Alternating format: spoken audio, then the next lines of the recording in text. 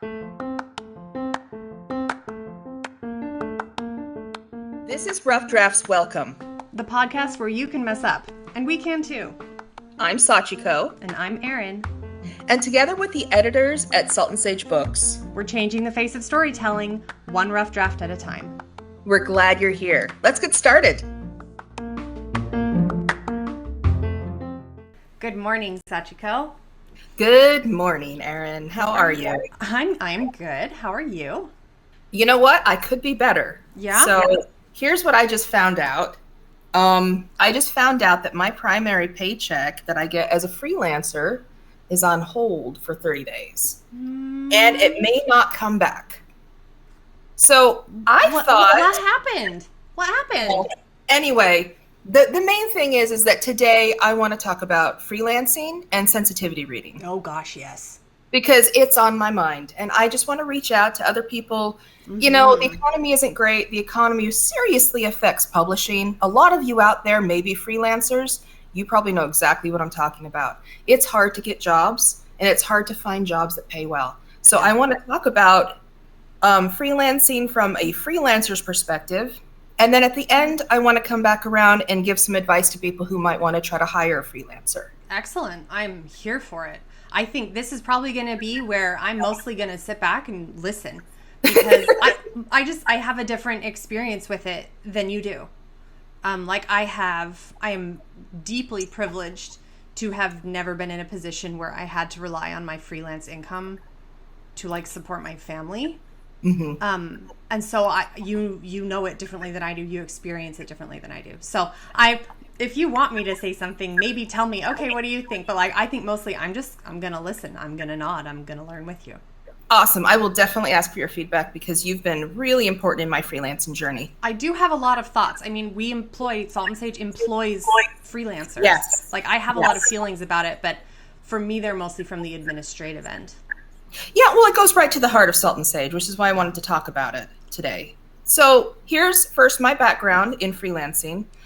Before Erin and I started Salt and Sage, I already had an LLC because I had been freelancing sensitivity reading with publishers, game companies, and for independent authors. And I had also been writing a lot of marketing copy and doing ghostwriting. So I was already trying to make money. Why was I freelancing? Because I was an at-home mom who was homeschooling. I had 7 kids and I needed to get food and medical for them. So freelancing was an absolute lifeline. It was everything, and it was all of my income. What was great about Salt and Sage when we started was one of the main questions Erin and I had was how can we ensure that people can find good sensitivity readers and editors, but also how can we make sure that those freelancers get paid? So one of the biggest issues working as a freelancer is making sure that you are paid and that you can set expectations and, more importantly, hold clients to expectations. I don't want to jump into having an adversarial approach to this, but something that I had to learn the hard way as a freelancer was how to have contracts. So do you want to speak on contracts a little bit? What we've had to. I could talk about contracts for a long time. Yes. Okay, so from a freelancer perspective, I remember when you and I were talking about this first, your contract needs to cover a couple of basic things. And first of all, you have to have a contract with every single project that you do, and you should not begin work until that contract has been signed. And a lot of people will try to wiggle around that. I don't know why. And I'm saying people really loosely, like companies, whatever happens to be. Some of them are really wonderful in making sure that contracts get signed. But as a freelancer, do not start work until the contract has been signed. Just don't do it. Just don't do it. So your contract needs to specify what the project is, like the title or whatever, and really drill way down into exactly what the deliverable is going to be. For example, if you've committed to writing 5 blog posts for something, you want it to say that this contract is specifically for 5 blog posts of under 1,500 words on the following topics, that with X amount of revisions and X amount of, proofreading Yes. stuff that's done, whatever. Like you want to specify really particularly exactly what the deliverable is, and like get as detailed as you can because it will save your bacon. And then you also want to have when you will be paid, how you will be paid, and how much you will be paid. And a lot of freelancing places I have found will pay you upon completion of the project. And they say things like, we pay within 60 days of completion. So then I would have that in writing in your specific contract. And a lot of times they'll give you a contract. You just want to read through and make sure that everything is in there, especially the deliverable, like defined really specifically. And then also when they will pay you, how they will pay you, and how much they will pay you. You can negotiate sometimes, not always, but some companies will, if they say like, oh, we normally pay within 90 days, you can tell them it would be easier for me, or I can take on this job if you can agree to pay net 30. So net just means like once the project is done, then it's 30 days, 30 full days after that day. So if you like net 45 or whatever, that's what that means. It's 45 days. But a lot of places you can specify like, I would like this payment to be marked as net 30. Sometimes they're not willing, but like you can always ask. You can always ask. Yes. And some of them are constrained, especially the smaller companies are constrained by budgetary stuff where like they only receive payments on a certain day, so then they can't pay till after that day. But just ask all the questions, especially with being paid. And yeah, the clearer that you can be about when you're expected to be paid, the better. And yes. As far as like taxes go, freelancers, you basically have to take care of all of your own taxes. So it is a great big red flag to me if you ever see something in a contract where they say we will withhold taxes on your behalf. Like that's not okay unless you are like, if you are a 1099, which is you like in the United States anyway, if you're a 1099 employee, which is you are a contractor, then they should not be withholding taxes. You should be the one who's taking care of your taxes. They only withhold taxes on your end if you are a W-2. And if an accountant or a tax person is like, there are actually like exceptions to that, that's fine. This is what I'm aware of. It could be more complicated than that, but yeah. Thank you so much. Beloved, listening to this, what you just heard was something I had to take about 6 to 12 months to learn the hard way. With a lot of frustration. Erin was there for all of that. And I mean, your experience is part of the reason that I understand contracts now. Exactly. Because you went through like all of the bumps so that we could be like, wait a minute, we know how to do this better. And it's so tempting because, I'm a people pleaser and I'm nice and I like working with nice people and most people are nice. And I think if you're nice to nice people, people are nice. So it's really hard to wrap one's brain sometimes around the business mindset of the nicest thing we can do for ourselves and for each other is to have a very clear contract. Yes. So beloveds out there listening, if you are a freelancer who wants to start working tomorrow and you're not sure how to create a contract, here's the way I did it when I was starting out and I was penniless. Create a template just in a Google Doc and make sure that all of your communications are via email because then it's time-stamped and it's written. And make sure all those agreements are there. It doesn't have to be perfect or tidy. It doesn't always have to be exhaustive, but you need something. Yeah. And that is something to build on. As you earn more and as you get more work, you can start incorporating something like DocuSign or one of those other companies or apps. And, the best thing I ever did was hiring a professional accountant to help me with this. But if you need to get started, because a lot of people out there are hungry and need medical, yeah. I know what that's like. So that's a good place to get started. So here's one of the reasons I want to add real quick that you can Google sample freelance contract and there are so many out there that you can take that template and customize it. You don't have to reinvent the wheel. And this is so important. This is something that we use at Salt and Sage Books because we are passionate about making sure that freelancers can have good ethical contracts, have the enforcement with a company behind them, which is what we try to provide at Salt and Sage, and that pay is clearly spelled out. So pay, we got to talk about money, y'all.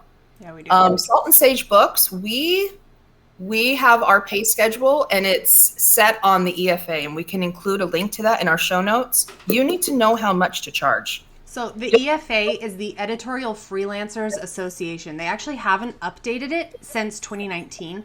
which is a pity. I'm like dying for them to do a new update, but my cat's gonna wander in. But the EFA basically did a gigantic survey of all of their members, and they said, how much do you charge for these things? And so they have like ranges on their website. If you literally just Google EFA rates, you'll be able to find that. Yes, because you need to be able to, do not ask your client how much they can pay you. Don't put yourself in that position, and don't put them in that position, because no matter how friendly things are, that can turn things sour, because people are going to have to, you play this guessing game. It's very stressful. There can be a lot of tensions that will linger from all of that. Figure out your price schedule. And if you are like me and you've come out of a culture where your work is not appreciated and is not paid, and so it's very hard for you to learn how to ask for money and how to charge for your services, sit down with a friend, have the friend help you figure this out. And then have the friend be the person who's in charge of that, so that you are just delivering the information. This is how much this service costs. It's not, this is how much I'm going to charge you. This is how much the service costs. Yes. Oh, that's such a good distinction. So if you are building a website, for example, instead of saying I charge X for X, you would say instead, this service costs X. Oh, sorry. All of my like little alarms are going off because we just hit the hour. This is life, real life, you guys. We're neurodivergent. We need loud timekeeping devices in my house, or all of us are like, "What? It's 3 p.m. No one's had lunch." Yes, literally. I have to set alarms to remind myself to drink and eat, because apparently I don't otherwise. I mean, that proprioception and interoception is a doozy. So it's a doozy. What were we just saying? So we were talking about pricing and charging. Oh, yeah. Okay, thank you. The other thing that's been incredibly helpful for me, you're all going to be so shocked, is to make yourself a spreadsheet. And, to know your own data, right? Like, for example, I know that when I do a line edit, and my line edits they're a little intense, I will admit. I have tried to train myself to lean back, but I am just an intense line editor. And some clients really want that, and I'm such a good fit for when they're like, I want like an intent. I'm like, yeah, I got you, because I love doing like this super, anyway. But I end up spending on like a 50,000 word piece just doing the editing portion, not doing like the writing the letter and everything afterwards, and not including client communication. So like excluding all of that, it probably takes me a solid 30 hours, which is a lot of hours. And again, you should not take what I am saying as like maybe I'm not taking enough time. No. All my editor friends are like, Erin, oh my gosh, do less. Like, I am the problem child when it comes to line edits. But anyway, so we'll take that as an example, right? Say that you know that it takes you 30 hours to edit a 50,000 word book. Then what you're going to do is, I could open a spreadsheet and show you how to do it right now. But you basically say, if I am charging, like, how much am I charging? How much can I do in 1 hour? How many words can I do in 1 hour? And then how much money do I want to be making? You can start at minimum wage, whatever your state is. I honestly think you should be charging at least $20 to $25 an hour minimum. Ideally, I would love to see freelancers be able to charge more like $50 an hour for editorial stuff, because of the amount of education and practice that you have to do. Like, it is an expertise. You can't just like pick a random person off the street and have them do this job. So, and not to say that that's what minimum wage is, but my point is that it requires an amount of education that should then be well compensated, an amount of expertise. Yes. So I would like start yourself between $20 and $25 an hour at a baseline, please. At a baseline, start yourself there. And then you can do the math. And do you want me to like do the math? We can do the math, but that's how I would figure out. I would then charge per word. We'll see if people ask for the math. Yeah. The math, if you want the math, tell me. We can do a whole episode on how we figure out pricing. Right. But yeah, so, figure out how much you charge, and we like doing it per word. I know some people do it per hour. Some people do like per project, per page number. Like, it depends what feels best to you. It depends on the project. If you are freelancing for game development, It doesn't always apply well to Yeah, per word count. word, but per hour, like an on-screen meeting where you're viewing video And and you're giving respond. live feedback. Yeah. Yeah, that's make sure you That's charge for more that. expensive Yes, it for me is. because it requires you to, like, you don't have the time to sit back and process and research and Right. frame your answers. You have to do a lot of like on the fly. Yeah, exactly. Yeah. Basically, as somebody who has freelanced unto burnout, what I recommend heavily that you do, beloveds, if you are considering freelancing and you want to step up your freelancing career that you've already begun, is make sure that you set it at sustainable levels. It's very tempting, especially when you're desperate, and I have been desperate, to take any job for any pay Yeah. and to just throw yourself at it. And I've done it, and it turned out okay, and it turned out really well even, but it wasn't sustainable. So make sure that it's something where you can still be an alive human at the end of all of that work, not just a shattered husk of an editor. Especially if you're doing, like, it's one thing if you can say, okay, freelancing is my full-time job. I can spend 40 hours a week. And then, you just fill that 40 hours. But I know for your situation and for my situation, it's been very much like I have a full-time job. And that full-time job is raising my children or keeping my house or homeschooling or, all of the above all combined together. And we are not here to devalue the labor that it takes to run a household, because if you're listening to this and you're like, oh, but it's not that hard to run a household, bet, come trade me. I'll swap. We can do that if you want to. No, it's so much work and it's so emotionally exhausting. So then after that, to then have to say, okay, I have like 3 hours in the evening or maybe 2 hours or maybe 1 hour. This is the time that I have, is this evening time, and maybe I can scratch out like 3 hours on weekend mornings. Like it's incredibly easy to find a lot of projects and unintentionally overfill yourself because you need the money. And it's such an impossible balance, but I don't know. How did you figure out like how to balance it? Well, do you remember that's a great question. Do you remember how at first I was like, I just need any work that comes along at all? And it was so weird when I got to the point of, how do I turn away a client? How do I turn down work? Like everything in me said, I needed this work for survival. How do you pick jobs and how do you turn some down? For me, it's, what do I already have a process for? What can I incorporate into my daily life? Ooh, that's so smart. The process is so smart. This became really important a couple of years ago. I was going through a divorce. I was in a car accident and I had a serious concussion. I've got back problems, some chronic health pain stuff, and my house flooded. So it really was like thing after thing after thing. It was like your house went through retrograde.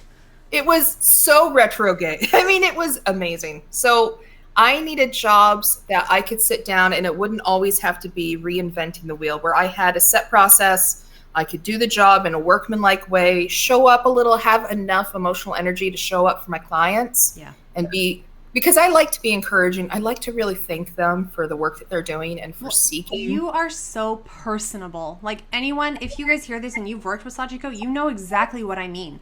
By the end of the edit, you're like, I have a new best friend.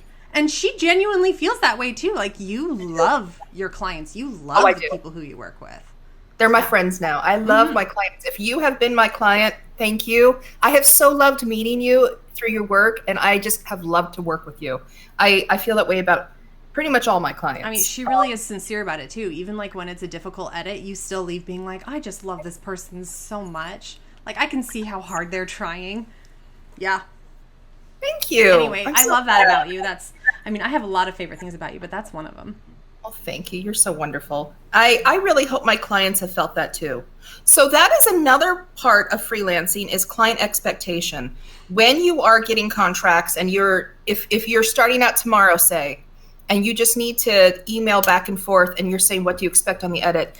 You're going to need to ask leading questions. Your client doesn't always know everything that they want, and they don't know everything that you're willing to provide. So something I always ask is what kind of tone that they want. Like, do they need encouragement? Do they want a business-like tone? Do they need a lot of feedback, or do they need minimal feedback? Because in sensitivity reading, if you're working for a publisher, less is more. Oh, yeah. Like, they just need actionable bullet items. If you're working for an indie author, most indie authors, they're like, more is more. Please just lay everything on me. I need to know that somebody read my story and cared about it. I need to know that I can move forward with some of this. Is my story worth revising? I mean, so for those of you out there who are thinking about freelancing, ask these questions. If you're thinking about hiring a sensitivity reader, come up with your expectations and be honest. If you need encouragement, tell them. Yeah. That is something that is a way to know if the person that you want to hire is a good fit for you. Because you have to get a good fit. Really, though, there seems to be like this, it's a patriarchal assumption that asking for somebody to be gentle with you is like weak. But it's really not. It's really not. I mean, we'll probably touch on this point in every single episode, that being a writer is this strange combination of being able to be really, really, really tender and sensitive to the world around you, and being able to take criticism and feedback and critique. And it's a hard balance. But especially if you find an editor where you are sending something that you are uncertain about, I think it's really beautiful to say to them, I need you to be so gentle with me. Like, I'm really nervous. To be really honest about where you are emotionally helps them to meet you where you are and makes it a better experience for everybody across the board. Destroy the patriarchy. Tell people you need them to be nice to you. Yes. And if you're paying somebody fairly, this is part of the job. It is part of the emotional labor of editing, and especially sensitivity reading. If you need, if you say, can you please couch it gently, or just help me learn, or find good things that I'm doing right, ask for what you need. If somebody came to me and said, I want to pay you to just find good things in my writing, done. Best job ever. That job. I would love it. So there are people out there, if you are looking for someone, there are people who would love to give you that kind of support. So problems to look out for as a freelancer. The reason you need to be very, very aware of the value of your labor is because it's all too common for people to prey on freelancers. We freelancers stories I could tell you. We are professionally and economically vulnerable. And the bigger the company is that may hire you, the more red flags you need to assume. You have to be so careful. Make sure that you are charging well. For those of you starting out, nearly every freelancer I have met starting out, whatever it was that they thought they should charge, triple that, okay? Yep. And then you're getting closer. Yep. You must put into your contract when they need to pay you by, because a lot of the big companies that tend to hire freelancers are not always prompt in payment. Nope. It's just be aware. Even from our end, like even as a company being like, hey, you need to pay us, like the wheels of bureaucracy move very slowly. Yes. So in some of the, and I'm trying to be so careful here, because there are a lot of good people working in a lot of the big companies that hire a lot of freelance sensitivity readers who want it to be otherwise, and they work so hard on behalf of diversity and representation, and they work really hard to try to make sure everything goes smoothly between their company and ours as Salt and Sage.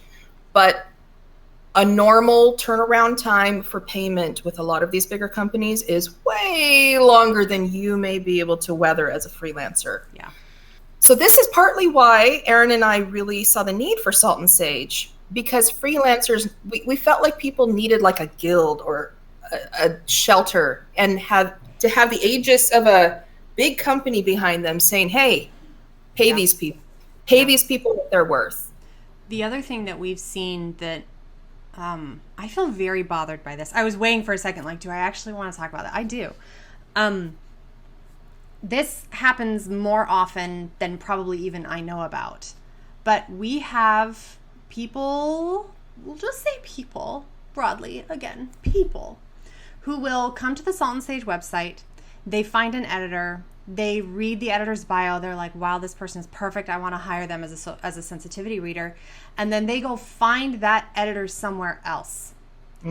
Like, they'll go to their, and like, we're not opposed to people like saying, wow, I love you, I found you through Salt and Sage, will you be my, like, We don't offer book We, coaching, we for don't have a example. non-compete clause, guys. No, we don't. Like, we're totally cool with, like, if you need, like, especially if it's something we don't offer, like a book coach, or if you want to hire someone as a ghostwriter, like, we don't have the systems in place as a company to be able to support those projects. So, like really, like, if you're like, oh my gosh, I want to hire a ghostwriter so bad, I found Sachiko through Salt and Sage's website.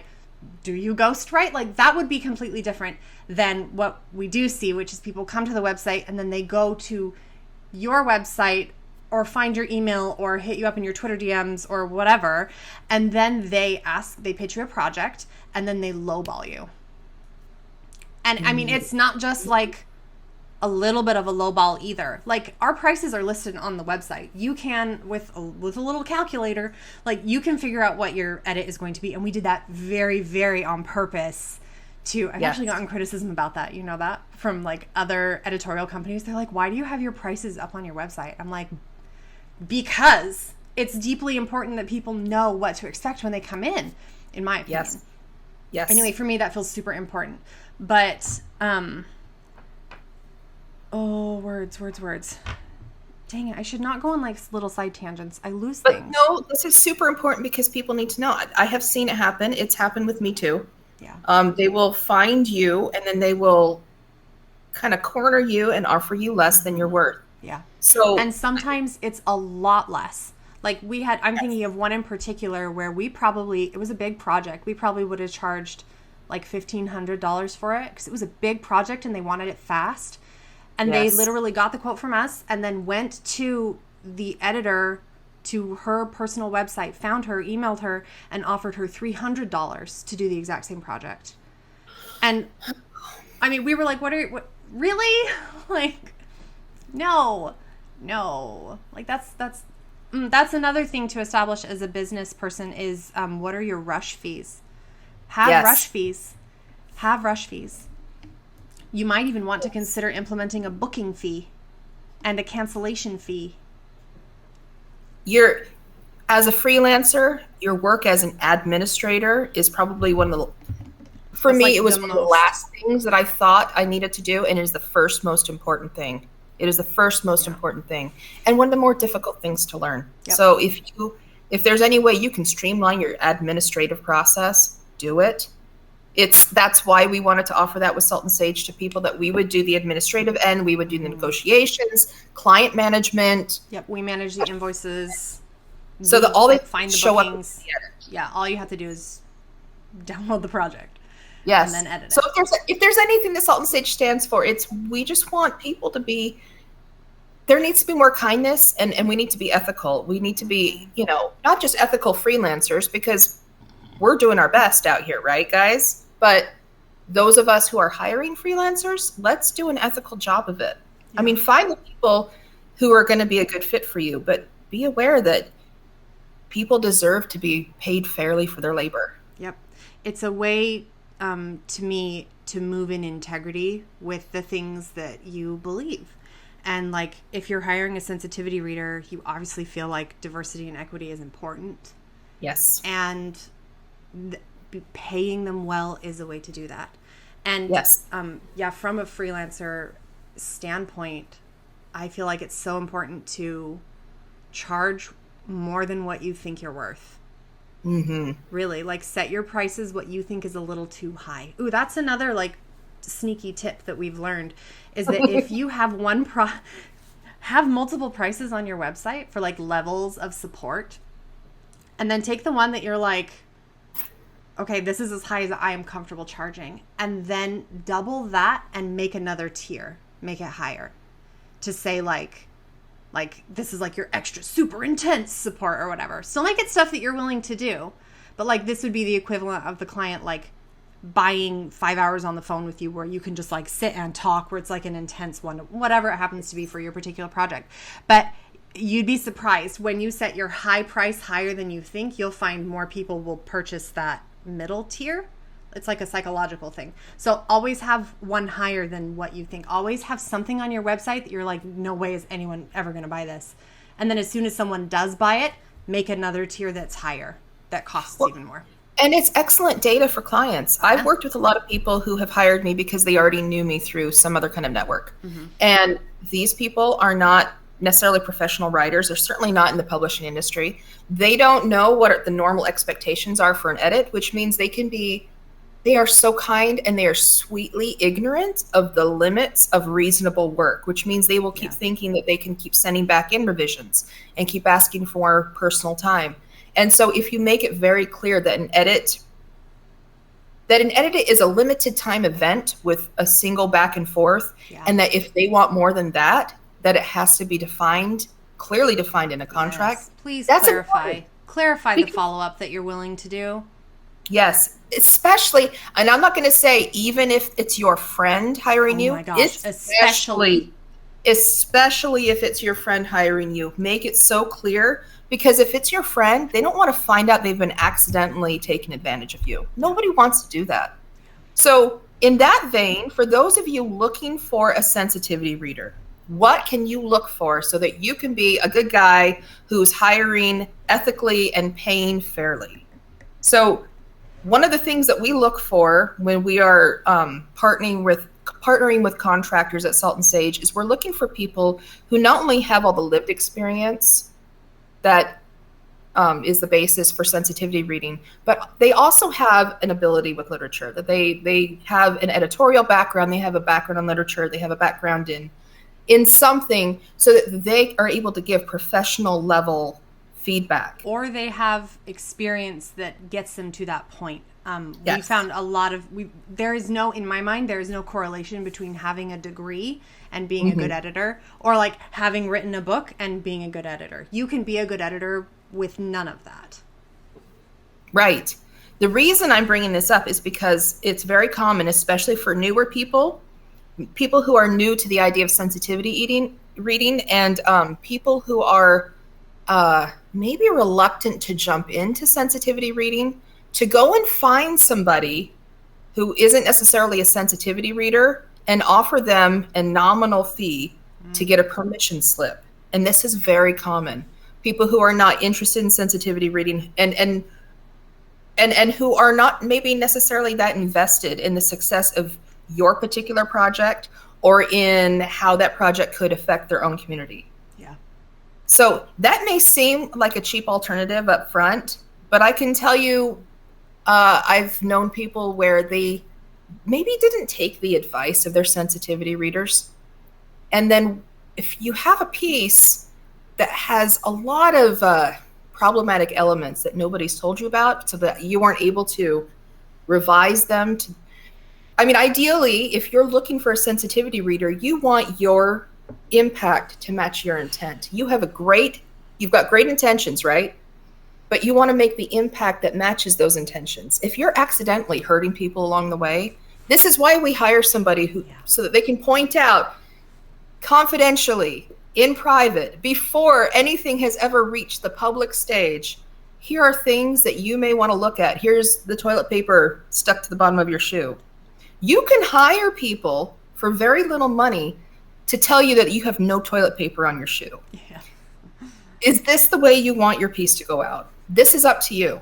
And if it doesn't matter to you, okay. But for those for whom it does matter, and there are so many of you, and thank you so much for caring deeply about this, look for people who want to help edit, who are editors, and they have that sensitivity reading that they can offer as well.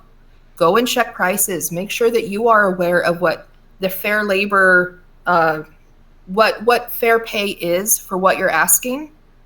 So, ideally, you're not going to, in negotiations, it's good to have information. It's not great to take it personally. Yeah. And nobody wants to have their livelihood attacked. Yeah. And be clear up front. Even if it's as simple, if you want to hire a sensitivity read, it's as simple as just including a list of questions at the beginning of the project. Sometimes I'll open a manuscript and there will be 5 things. Can you look for this? Can you check on names? Can you check on places? What do you think I did right? What are the next 3 steps that you think are most important with this piece? Mm-hmm. Just ask for what you want and what you need. Yep. We can do a whole episode about how you organize edits too. There's so many different cool ways to do it that make my brain very happy. Yes. Okay. We So- are just about at our half-hour goal for the podcast, or maybe a little over. Wonderful. Is there a closing thought you want to leave us on? So in closing, all of you out there in the freelancing trenches, ganbate. We got this. Just keep asking for what you're worth. Yes. And I would say that if this podcast episode has made you feel kind of overwhelmed, like, oh my gosh, I have to get all of these pieces in place before I can start, it's okay to just start too and figure it out as you go. But if you do have the mental and emotional space, like, to set some groundwork first, I really do think it saves you a lot of headaches in the long run. Beautifully said, Erin. Thank you so much. Wonderful. Thank you all for being here. We'll see you next time.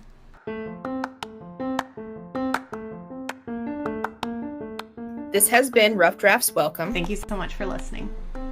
Got any questions? We would love to hear them. Got a complaint? We'll hear it too. Yep. Leave us a 5-star review, pretty please, and thank you. And if you want to book with Salt and Sage Books or learn anything else about what we do, or if you want to work with us or take our courses or blah, blah, blah, blah, you can find us at www.saltandsagebooks.com, and we're all over social media too.